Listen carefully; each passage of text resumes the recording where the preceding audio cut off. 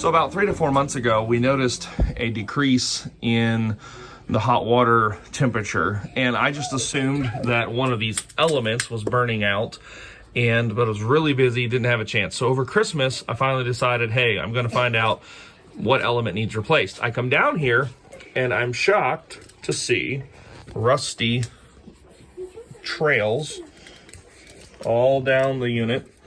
I looked up, the seam is totally corroded.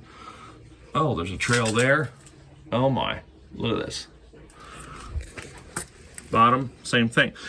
And we just put, we just built this house we moved in in December of 2017 is when this was brand new. So this was installed sometime in December was when it was hooked up for the first time.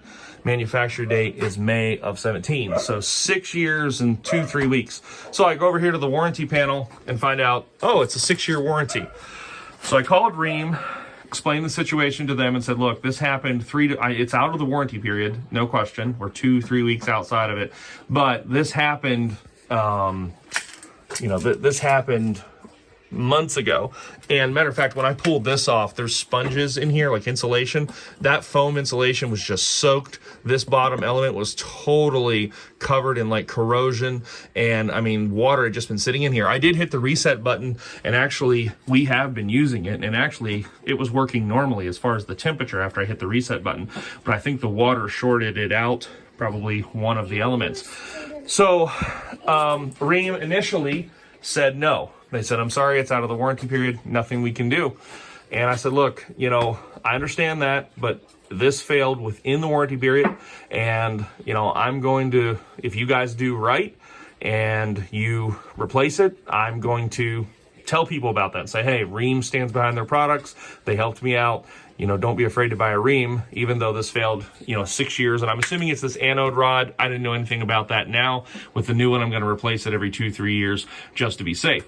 But long story short, they said no. And then finally, I said, look, I'm going to tell people about this. I'm not going to buy another Rheem. I'm not that old. I'm going to buy more water heaters in my life, but Rheem, I won't buy any Rheem products if you don't take care of this. And they very quickly decided to help me out, authorized a replacement. I did have to go through a distributor about an hour away because mine was purchased through my builder.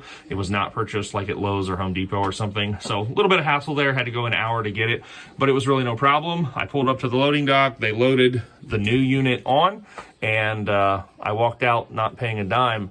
And so I'm giving Rheem a big thank you for standing behind their product. This is the new unit. See, I wrote there, installed today's date, in faith that I'm actually going to get it installed. But here it is, it's in the box. We're just draining the water out of the old one. I've got to run down to the hardware store and grab a couple of new supply lines.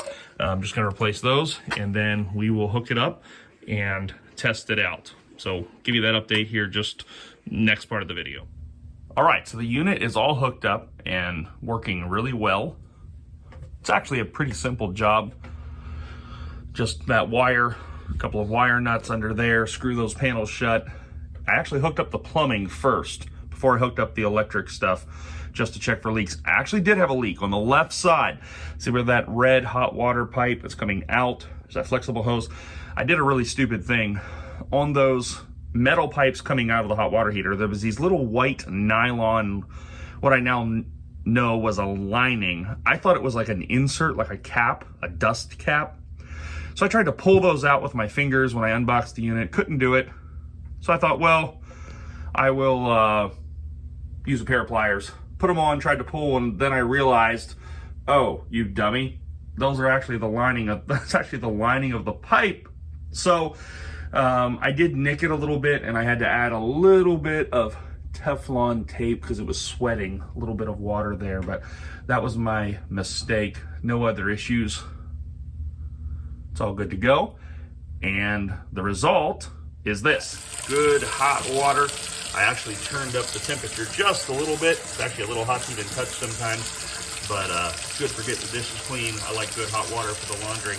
And so, yep, we're good to go. Thank you, Rheem, for making it right and standing behind your product.